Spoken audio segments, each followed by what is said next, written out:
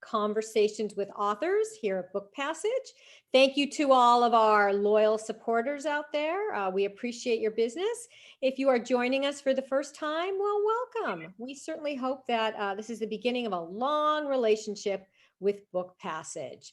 Book Passage has two locations. We have our store in Corte Madera, and we also have our store in the Ferry Building, and both stores are open for your business. Come on in. We are open 7 days a week. You can buy your books in the store, browse, you can call us up on the phone, or of course you can order online. We are always happy to serve you. And I'm just going to add that Book Passage also has a very busy and active business to business program.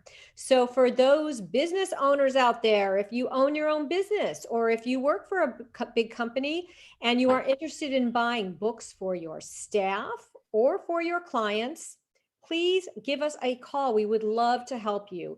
We offer very generous discounts for large corporate orders. We ship all over the country. We often get signed copies of books, and we can often arrange for the author to do a Zoom meeting with your staff or clients. So if this is something that interests you, again, we are very big in this and we would love to have your business. So just give us a call and we will be happy to help you.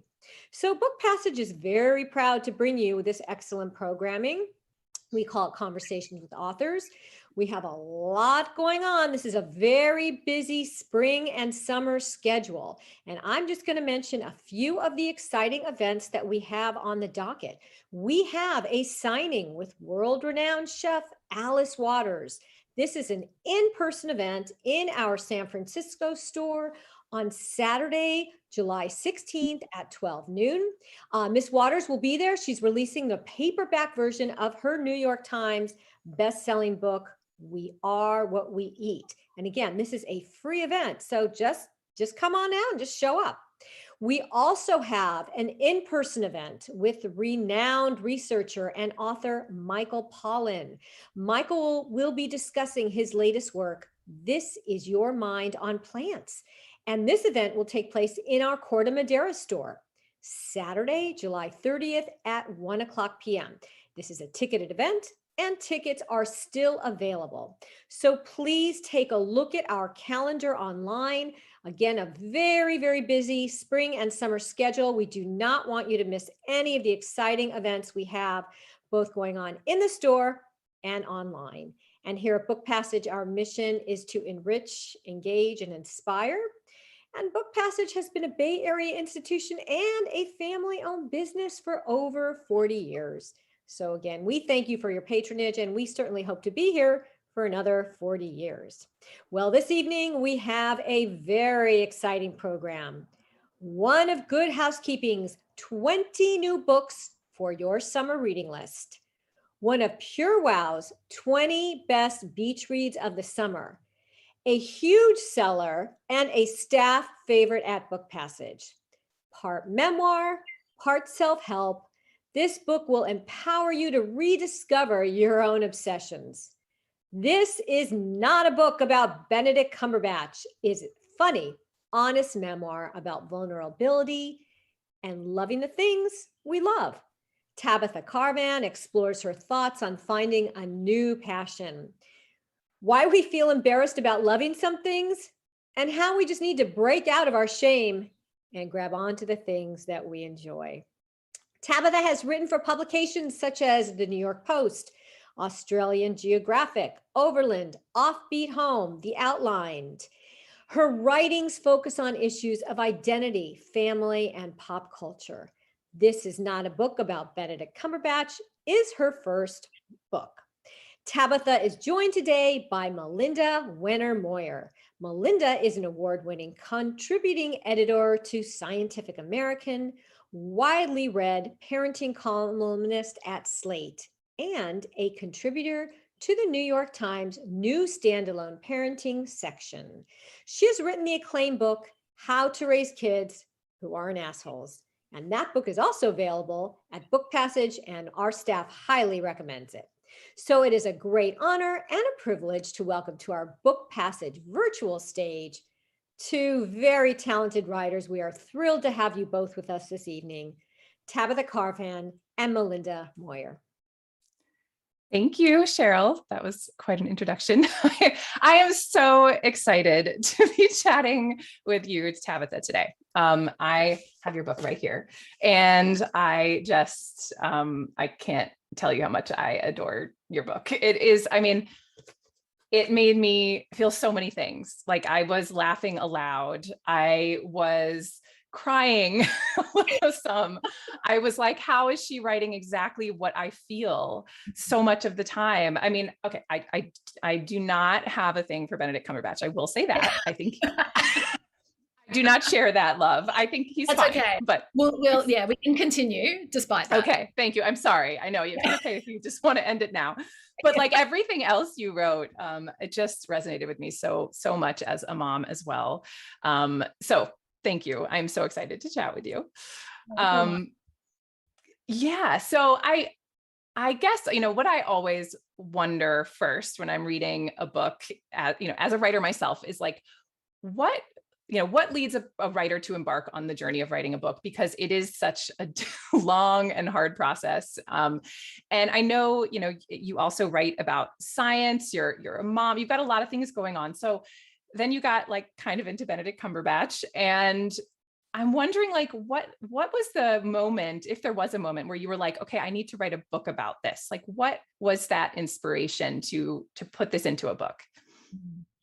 Yeah, such a good question. I remember a friend of mine who published a book saying that after they realized it took like years and years from beginning to end to write a book, that you really shouldn't embark on it unless you are absolutely committed to what you're writing about. Like, you're so interested in it that it would last several years. And I mean, that was the forefront of my mind when I fell for Benedict Cumberbatch. I was like, God, if there is anything that can sustain my interest for the like 4 years that it takes to take a book from beginning to end, like, I think this is finally it.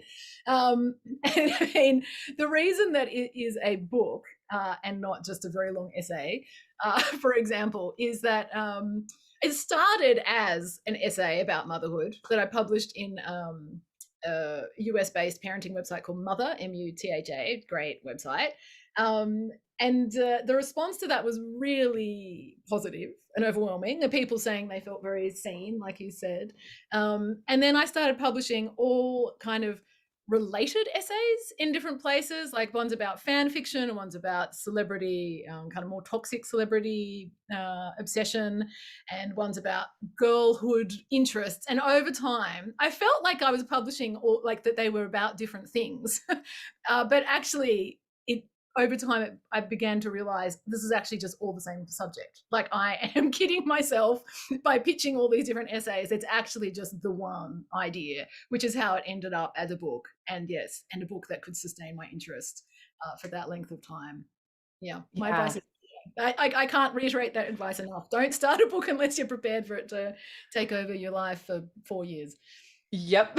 I'm sure you can relate. Like, imagine Yes. getting halfway through the project and thinking, God, I'm not interested in this anymore. It would be really bad. I know. And then like at that point you have to talk about it for like 2 more years, you're yes. Yep. Yeah, I've got another 4 years. I've got another 4 years of this. Yep, you do. But but as you say, if there's one thing that can keep fanning that flame, it's Benedict Cumberbatch. So there you go. Yeah. Okay. So yeah, there's so many I mean, the book is amazing because it is so coherent and it all does fit together, but there are so many different threads that you pull on and so many different things you weave in. And that's one of the things I love about it. It's such like a multifaceted book, but it works so well as the whole that it is. And I do want to pick apart some of these little threads, especially when you talk about motherhood, and sexism and parenting. But before I get into those very serious topics, I have to ask, because I saw on your Instagram that there is official word that Benedict Cumberbatch knows about your book, has seen it, maybe has even written in one of your books. Can you fill us in here? He's touched it. He's definitely touched the book. Oh my God, he's touched it. He's touched it. Yeah. So I had nothing to do with this. This is all was a surprise to me. But a fellow Cumberbatch fan, I'm not sure if I can say what the real designation is, went to the Hay Literary Festival in the UK on the weekend, where he was. Benedict Cumberbatch was appearing as part of Letters Live, which is a program that his performance program he's involved in. And this fan, Sarah, on Twitter, brought my book for him to sign, which is which is a great idea. Yeah. Like that would never have occurred to me. And he wrote in it that it was the first he had heard of it. Which is not for lack of trying. Like, absolutely, the publisher, the UK publisher, the US publisher, like my agent, everyone was trying to get it to him via like production companies and, oh, I know somebody who knows somebody, but obviously it didn't succeed. This fan succeeded where all those publicists failed in actually getting it into his hand. He said it's the first, but of course he wrote it in his very Cumberbatchian way of going like like actually writing out this is the first I've seen this can I borrow it after you, which is promising. And then he wrote that it was a weird ass meta moment, which it is. Like, if he thinks it's weird for him, like, it's very weird for me. It's I would argue more weird. So he's definitely seen it. But the most awkward thing about this is that the UK version of the book, the hardcover, into like the back of the US book is like, there's quotes and it makes it look like a real proper book that is not about Benedict Cumberbatch. It explains what it's actually about. The UK one, the back is just the opening paragraph of the book, which is like, I mention his thighs. Like, yeah. Oh my God. Like, I just absolutely prefer, like, I use the word trousers. Yeah, it's really, so that is deeply actually embarrassing. But there you go. I mean, obviously it's a thrill. What a thrill. It's very weird. We'll see what happens next. But I mean, wow. People have been asking me since the very beginning, did I think that he would read it? And I have always maintained, like, I just can't imagine it ever reaching the top of his to-do list, to even care about it, because he's very busy. So now I have to accept that he at least knows about it. Yeah. He sure does. Oh my God, that's amazing. That's amazing. I feel like at some point you have to get your copy of the book signed by him, which is so like weird and like backwards, but you still kind of need to. And then you need to give him one that you've signed, right? Oh yeah, I mean, I'm sure he'll be requesting a copy signed. Of course. I'm very grateful that he seemed to be good humored about it. Like, imagine if that was his first reaction and he was like, what is this nightmare? Right. That's true. It could have gone very differently. It could have, but no, I was confident in publishing the book that he would be able to see the light side. Yeah. Well, and you probably know him well enough. Oh yes, absolutely. I mean, you knew so. I was floored by the details in here about him and just how much you knew. I was very impressed with the research you've done. It's like thorough research. He'd probably be floored as well to read that. Oh my goodness. Okay, that is so exciting. Okay. So I want to move into some of the more serious aspects of the book, because it is also, I mean, it's a hilarious book, but it is also just like it's so poignant and it's so, I don't know, genuine and like it's, sad in some ways too. I mean, you go to a lot of places that, as a mom, I feel deeply and I get upset about too. So I want to explore some of those things. Because I also think you just did it very, very well. You talk about, I guess this is like pre-BC, pre your Benedict Cumberbatch hobby. I won't call it an obsession because that's not really what it is. Passion. I don't know. You talk about, you talk about the transformation that many women go through when they become mothers, that we lose ourselves. And I felt that so much. And I loved that Onion headline that you quoted, "Mom hasn't ordered favorite pizza topping in over a decade." Like all the things that we sacrifice for our families, and and we just like bury ourselves under all these other things. We just suddenly become mom, right? And our identity kind of encompasses nothing else. And Yeah. I think this is something that we should be talking about more. And in your book, you tell the story of Kindle, if I'm saying that right. Kindle? Yeah. Yeah. And I thought her story was so powerful, the way that you told it, these expectations that we have too, as societal expectations of women, that, things that are acceptable for us to do, things that are not acceptable, like having a lot of passion, or, having a big crush on a celebrity. Like, and I'm wondering if you can briefly tell us the story of Kindle, and, what she experienced, and then, what she sort of discovered after going to the psychologist that she saw, et cetera. Yeah, that was an amazing story. I mean, when someone told me about her, because often I found the next person to interview from the last person I interviewed, in a way, that's when I was like, this is that.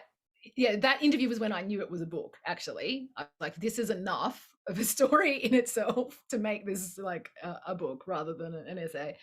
So Kindle was a horse obsessed teenage girl, as many girls are, and absolutely, in the way that passion consumed her. She describes how she even walked on all fours at one point, which I love, because she was becoming the horse. But then when she became, she left home and went to college, she took up accounting, because this was a very sensible career path, and she had experience in it from her family's business. And then she just was like, ditched the horses, dressed like an accountant, got the car that she thought an accountant should get, which I believe was a grey Honda, and then just that became her life. And she met her husband when she was in this stage of her life, and she had kids. But the primary driving force was, I am now just a successful accountant. And she became extremely successful. She became executive level in her work. She earned a lot of money. And then it just snowballs. So now it's kind of a completely, you have to self-perpetuating image if you have to keep being successful. And she never questioned whether this was what she wanted to do or who she was as a person. It was just one of those things that happen, that I think, many of us can identify with. You just go down a path. And once you've taken one route, you keep going and you keep going until you're at the destination. And then she became obsessed with Sherlock. In the same way as I did. She just watched an episode and found herself completely inexplicably compelled by the character, and then found herself writing erotic fan fiction about it, which is a pretty typical next step as the obsession ratchets up. People find themselves creatively driven to create art, or to write, or to connect with other fans, to dress up, whatever.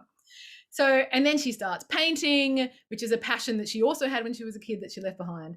And this made her feel so upended that she thought, something has gone completely wrong with me. She describes that she was no longer thinking about tax returns. Just like, that's a real problem. For an accountant, when you're not thinking about tax returns, that actually is a problem. And she took herself to the psychologist to have this feeling taken away. She describes, she rocks up to this mental health professional to say, I have got all this energy, this creative juices are flowing. She said, like, she felt kind of sexually alive in a way she hadn't before. She wasn't thinking about work, wasn't consuming her every moment. She wanted some kind of medication, some kind of diagnosis, so that could all be taken away, and she could just go back to how she was before, which was in her mind, her normal self. And the psychologist is like, does a checklist of all the ways that she's feeling, and comes to the conclusion that Kindle has found a hobby. That what Kindle is suffering from is like the discovery of a new hobby. And as Kindle says herself, she was diagnosed with being horny and liking Sherlock, which is an excellent diagnosis. Yeah. Yeah. And she realizes, okay, so if I'm not if this isn't an out of control problem that needs to be solved, if this isn't something that has to be reined in or medicated, like if I can actually just accept that I want to do this and it's making me feel good, what's the next step? You know, what now? And she just goes in like head first. So she just lets it overwhelm her. She becomes like, she does this incredible art, painting and digital drawing. She keeps writing, and eventually she actually ends up leaving her job because she's in her 50s. She was not that far from retirement. She's saved enough money from her years of overwork and success that she can actually do it. And she just completely transforms her life. And she described that, you know, she used to wear this kind of very conservative accountant's uniform every day. And now she says she gets up and she opens her drawer and chooses which like Sherlock t-shirt to wear and sits down and paints like this really explicit erotic art of based on the characters of Sherlock. And it's just, and she is just like happy. Like she is happy and fulfilled in this profound way, which doesn't mean to say the accountant version of her wasn't her, you know, but that she just had tamped down a side of herself for so long that she had forgotten that it was within her at all, and so she kind of exploded in a dramatic fashion, more dramatic fashion than most of the other people I interview in the book. Yeah, it's such a powerful story, and it seems, I mean, it's maybe like, to me, it feels like a sort of exaggerated version of your own narrative, although exactly. Except you know, where she was the, you know, she was an accountant and that was the identity she got like wrapped up in. You talk about, you know, motherhood as being the identity that sort of got you sort of lost and wrapped up and you know, your kids, and to the point where you were like, who am I right now? Like what? And that's really interesting. And I also wanted it to be taken away. Like I also had this really good feeling of, this makes me feel great, and therefore it must be bad. Therefore it must be some kind of, it mustn't be coming from within me. Like I really thought it was some kind of hormonal or like mental health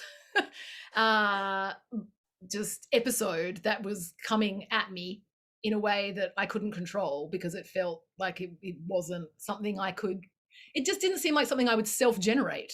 The extreme feelings of joy and happiness didn't seem like they could come from within me. Right. I didn't take myself to a psychologist, but I definitely went through the same kind of process of, what is this? Why is this? When will it stop? Yeah. And I mean, going back to when I was referencing the word obsession earlier, I thought that was such an interesting part of the book, where at first you were calling it an obsession. Why do I have this obsession with him? And obsession has this negative connotation. And yes, that's you know, saying like, something's wrong with me. Why do I feel this way? And then you had that sort of epiphany. I think, was it through Kendall's story, where you were like, wait a minute, no, this is a hobby. This is a good thing. And I can embrace it. And then you went back to I can't remember the name of the woman who who, when you said obsession, she's like, it's not an obsession. Don't call it an obsession. And then you went back and said, is it a hobby? And she said, yeah, it's a hobby. That's it. That's right. And it's a hobby. Yeah. And one I love and I'm proud of. And I'm like, wow, radical thought.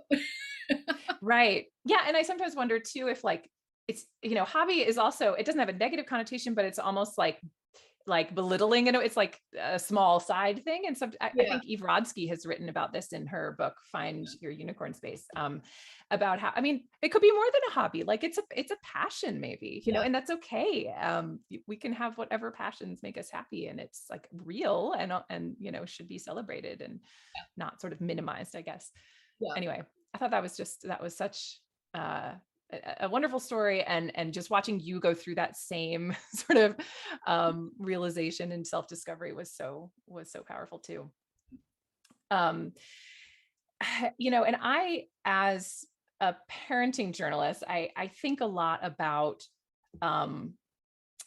like, how do we as women get to the point where we think it's not okay for us to have these, you know, exciting parts of our lives, that we feel like we have to be in these specific prescribed roles, right? And we're supposed to be nurturing, and we're supposed to be moms, and we're supposed to, be quiet. And I think you do a really great job of talking about sort of the way that society puts this pressure on us from a young age. And you talk about it in high school, like you first noticed this in high school. And I'd love for you to talk a little bit about that, like your realization maybe in adulthood that like you were being pushed into a particular, box back in high school, I think probably even before then, to be a certain kind of person as a girl, and the kinds of expectations that society has became very clear to you in high school. Can you talk a little bit about that?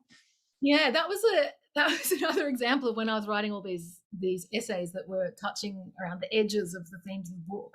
When I realized, God, like I've actually been thinking about this since I was a teenager, these same issues. I was like, oh yeah, this is where it is all just that one idea, which is what shapes women into who we are and the consequences of that. So when I was at high school, it's confusing because in Australia, high school is from when you're 12 to when you're 18. So I guess it's what you would call junior high school or middle school. It was the early years of high school that a lot of this kind of stuff happened. Which is, I was like, my first really good obsession was Britpop music, which was like big in the 90s. It very much ages me. And I did it properly. I absolutely just fanned out in all the ways that you would expect. And I was very wholehearted about it. Like I was absolutely happy for it to be my entire identity in the way that you often are as a teenager. And I started a fanzine about it, writing about these bands. Which made me feel like I was part of this industry, the music industry and the music journalism industry. And I absolutely just had it in my mind that I was going to be a music writer. Like that was all I wanted to do. And I mean, in many ways, it's kind of still all I want to do. It was my first and enduring love, like music journalism. But I got work experience. I did work experience at a record company when I was like 15, I think. And I noticed that when I was there that like the only women who worked for this record company were the PR girls, as they were called. And they dressed in a way that I did not feel was accessible to me. Like they were like hot girls, which unfortunately is often how PR employees are pegged. And I just didn't think, I was like, well, I can't do this. Like, I can't be this kind of girl. I already knew this from school, that I could not be this kind of girl. And the guys there, I was like, okay, so this is, hopefully my fanzine will make me professional enough that I can be like one of the guys here, who are managing the bands and, being tastemakers and that kind of thing.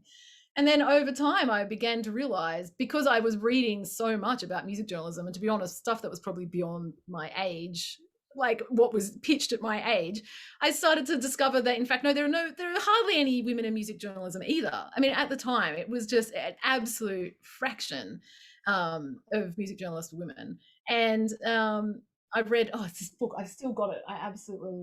Yes, it just shaped my thinking. And eerily, it has a strange, it's got like the same badge as the cover of my book. It's like a, wow, yeah. It's a total coincidence. But yeah, a book about British music fan writing, in which the editor notes at the beginning of the book, I'm sorry there aren't more women writing for this book, is like 2 out of 17. But maybe that's because women mature out of their interests, their passions, like more quickly than men. And then that's why he's kind of doing it as a self-deprecating thing, like, look at us men, we're still stuck in our tragic obsessions. It's like the girls sensibly have matured on, and they're no longer writing about the bands they love. And I just absolutely was like, yeah, that's right. Like, girls, mature, and we grow up, and we don't, hang around, bands as professionals. And I just totally just gave it up. I did not have the courage or the perseverance or to go, screw you. I'm gonna blaze my own trail, as many amazing women journalists have done, I was like, yeah, no, this is true. You're supposed to give up this stuff. And then I just did. I just became like interested in all different kinds of music, but never obsessively, never wore a band t-shirt, like from the ages of 18 to, well, now like 42. It's a big gap. Yeah, stopped writing about it, and just I felt what I should aspire to as a young woman, a 20-something woman, was a broad, suite of interests that were productive and bettering and made me look good in various ways. But it never occurred to me that you could keep that kind of passionate fangirling behavior going in the way that male music journalists get to do for the rest of their lives, coincidentally. Yep. It's not fair. Sorry, I didn't really answer your question. I just went on a rant about. No, I don't even know what my question was. The point is, yes, that you realize that over time that you're being squeezed, like that, as you're just kind of finding the spot that is available for you, being squeezed and squeezed and squeezed and squeezed until that you just end up in the one that is can accommodate you. And I know this is not just a thing that affects women. This is something that affects every person who's probably not a straight white male. And but you do just you end up kind of looking back and, like Kindle, realizing that you didn't necessarily make choices along the way about where you wanted to go. You were just pushed and nudged by various, things that your dad said to you that one time, and things that your teacher said to you, and something, that the guy on the street made you feel, and then, what it looked like at the work experience. All these kind of little things nudge you on a path of, that is not actually where you wanted to go, but where is just the way things are. Yeah. Yep. I actually wrote down a quote from your book that I will read now because I thought it was just so perfect. I did not follow a route determined by the things I loved. The things I loved were determined by the route, my graduation from one life stage to the next. I was like, yes. Oh, that really resonated. Yeah. And the other thing that you talked about, and this just a small thing that you mentioned, but I just was like, whoa, it was like great exciting because I hadn't come across this concept, but it makes so much sense, is invisible leisure. And you talk about Bridget Schulte's, this is her term from her book, Overwhelmed, which I have not read, but now I will read, which is like the idea that the fun things that women often engage in are actually like very productive, socially sanctioned activities.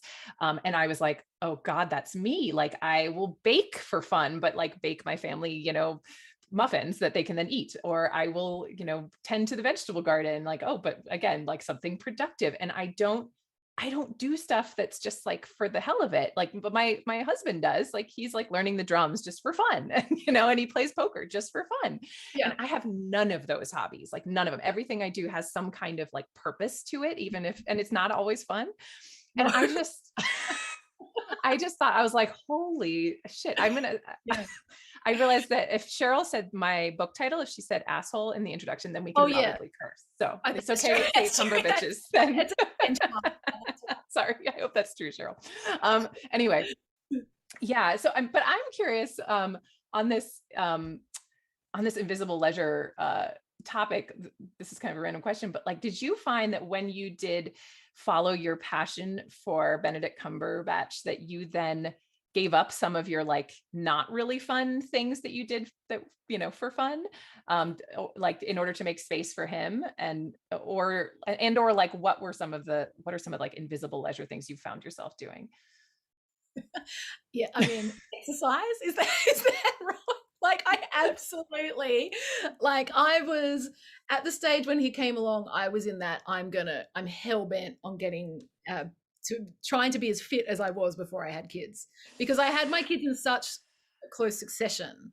I really had the idea that all I had to do was just get this baby business done, and I just go straight back to how I was before, which was, jogging and yoga and all this stuff. And so but it takes a lot of work to get back there. And I wasn't even really sure I wanted to do it. It just seemed like that was a way of reclaiming a sense of who I was to try and revert to the person who didn't have children. And that was one thing that felt like it was important to me. And when Benedict Cumberbatch started taking up a lot of my available time, that was the first thing to go. And I mean, it sounds like you shouldn't be advocating people to not exercise, but it's like, in terms of return on investment, the Cumberbatch thing was just way better. Like, it made me feel better. I mean, eventually, after all the guilt and the shame and everything had passed, it made me feel way better about myself than actually the jogging was ever going to do. And it replaced that kind of anxious need to kind of get it done, to fit back in the skirt that I fit in when I was 30. So it was like I did replace that. And it sounds, and I actually think exercise is an interesting leisure topic, because I think for a lot of people it's not leisure, like it's work. And obviously we need to keep our physical fitness up, and not saying that it's not essential, but I think that the kind of exercise we do, the motivation behind it, the extent of it, all that kind of stuff, I think if a lot of people were able to interrogate why they're doing it and what else might make them get the same buzz, that would be a good thing. Like a lot of my girlfriends, like it's a way to socialize, to see your girlfriends when you go for a walk and things, and that's excellent. But you should also just feel like you can just see your friends. You can actually just socialize without the exercising part, or you can see your friends without doing like a meal baking evening together, to feed everyone's family for the week. Or you can see them outside of some school volunteering commitment, and all those things that women try to parcel together. That book by Bridget Schulte, I'm not sure how to pronounce it, Overwhelmed, cannot recommend it enough.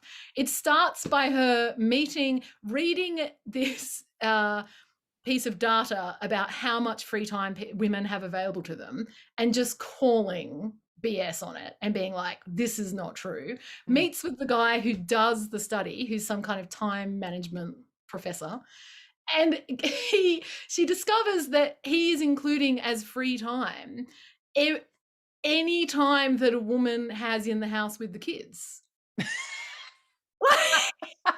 No, that's insane. And she's like, you understand that's not free time.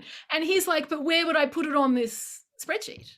Like, you're not at work, you're not exercising, you're not doing leisure, you're not engaging in community service, so that's free time. And then that's the kind of motivating force of the book. Oh my God. Wow. To point out that I mean, of course, as part of her journey, she goes to Denmark, where she discovers that in fact women do have free time, absolutely, just categorically do. And it's not rocket science. It's because men in Denmark are bearing more equal burden of the childcare and the domestic work, and it's a society that has valued childcare and paid parental leave and all these things, and that's how it happens. It's like it actually is it's systemic, but we make ourselves feel bad that it's our it's something that we can fix on our own. I think it's something we can fix to an extent, but not without moving to Denmark. Right, exactly. You mentioned a minute ago the guilt and the shame that you felt when you really started pursuing your passion. And because you do have to squeeze out other things like exercising, but also like some of the things maybe that you are doing for your family or with your kids or whatever it is. So I'm wondering how you worked through that, because I think a lot of people who are trying to make space for a passion, a hobby, they struggle with that. Like, but then I won't be there as much for my kids, or I won't be able to, make them fancy dinners anymore. And that guilt will hold us back. So can you talk about how you kind of like worked through that and came to the other side of it? If you did. If I did. I mean, my children aged, which I think also helps. Like just over time, you kind of have more freedom as they become more self-sufficient naturally.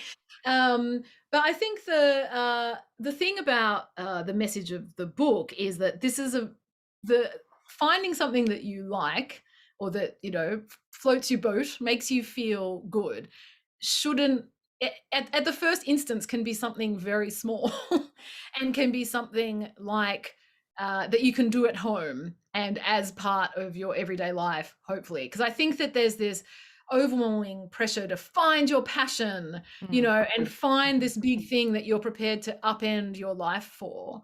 And I just don't, I think that's very hard for most people to find. And I think if you just start by being curious, I think Elizabeth Gilbert is one who she says that, you know, you start by being curious.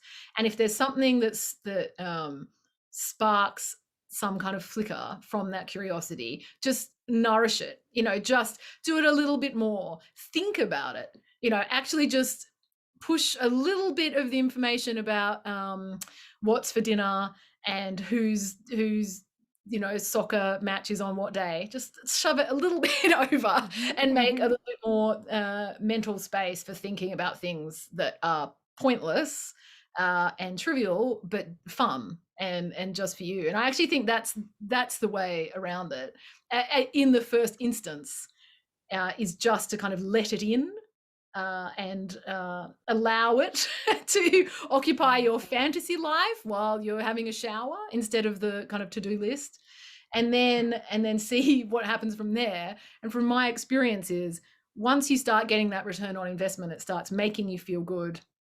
It starts, you know, making you demand more from what you're getting out of your life. You can see what can go, and you know, maybe it's exercise, maybe it's just, you know, forcing the other people in your life to take more responsibility for the mental load.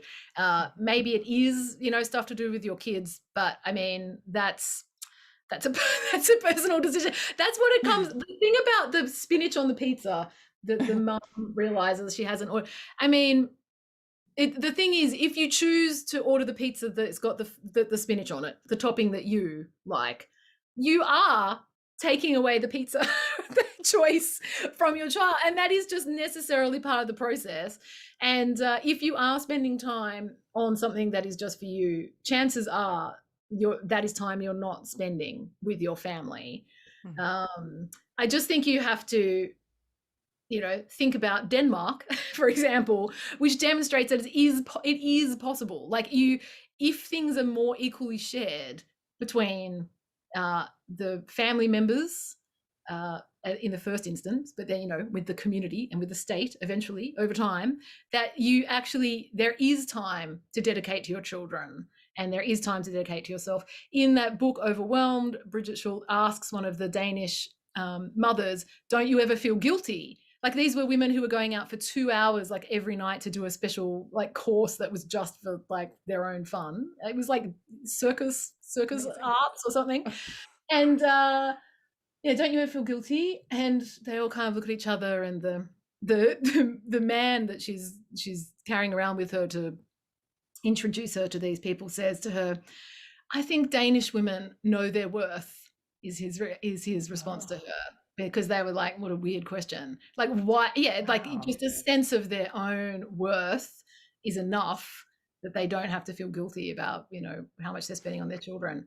But I mean, I completely understand that this is out of reach for so many mothers. Like, I was very careful in the book not to be prescriptive, like, you know, this is how you should do it and this is how you should make time for yourself, because it's just completely it's not realistic, you know, for so many people, especially single mothers. Like, it's an outrageous claim to say just to get your partner to share more of the housework when you don't have someone who can do that.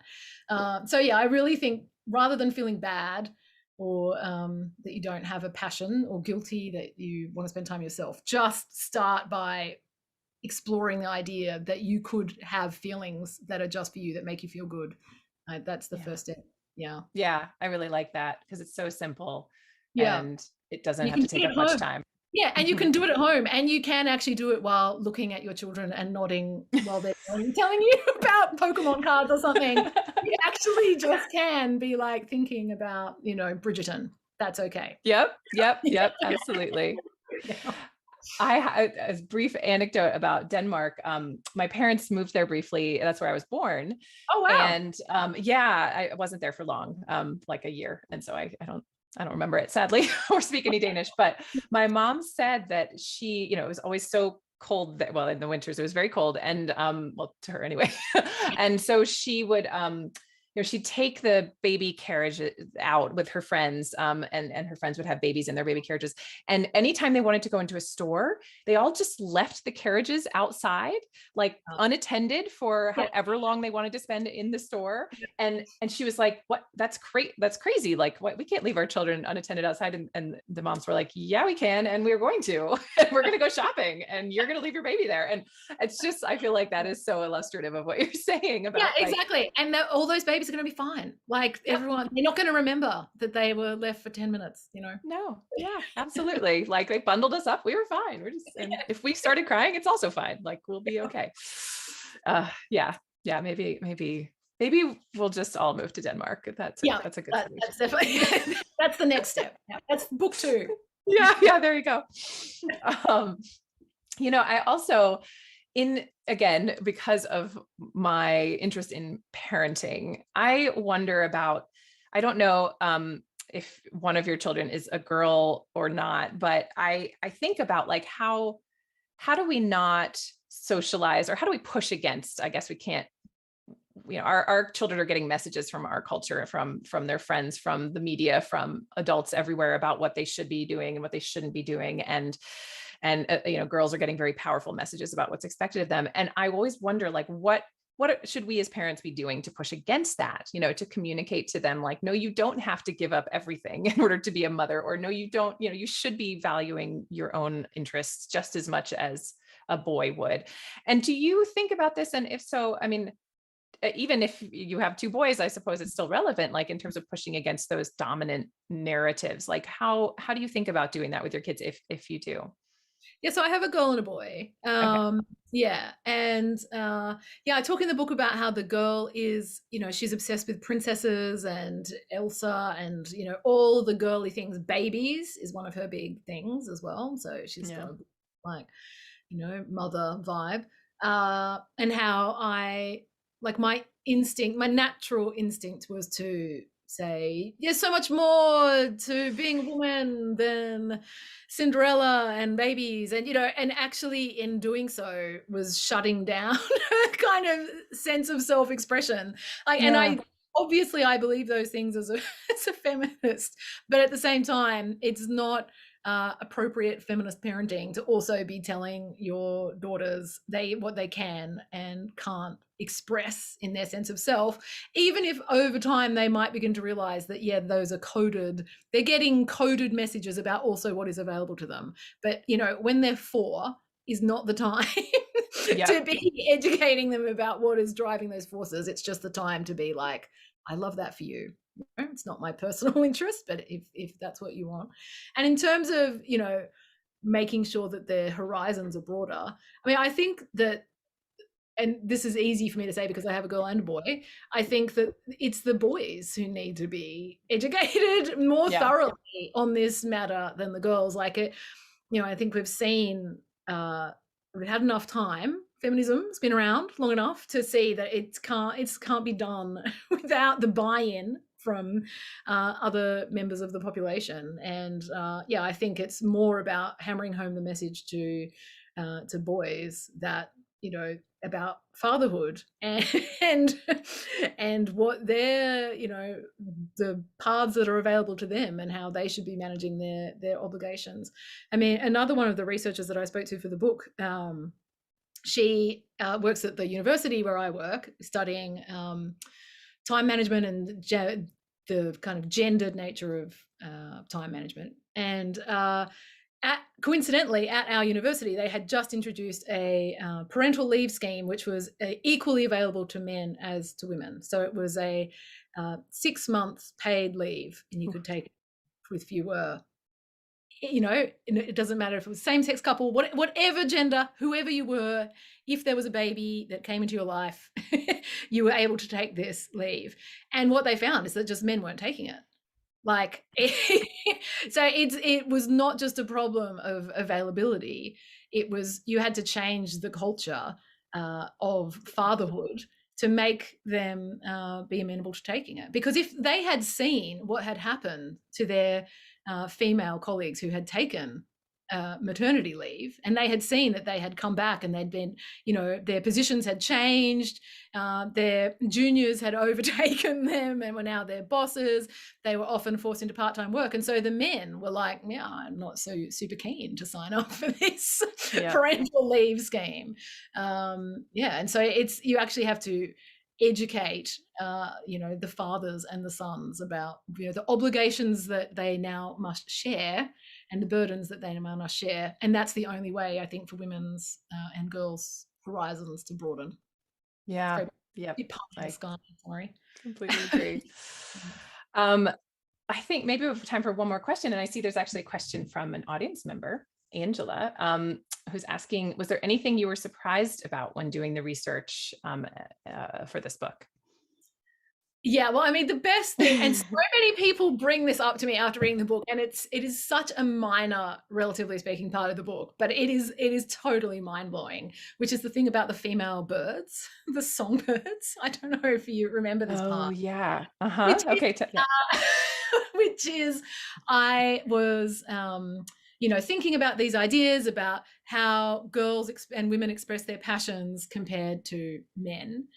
So my desk at work is covered in Benedict Cumberbatch stuff, and people are like, always it's a bit weird. What's the deal with this guy? You know, and then I have a male colleague whose desk is covered with football paraphernalia, and he's actually covered in like football tattoos, and like his whole personality is this football team, and no one says anything. I mean, no one bats an eyelid.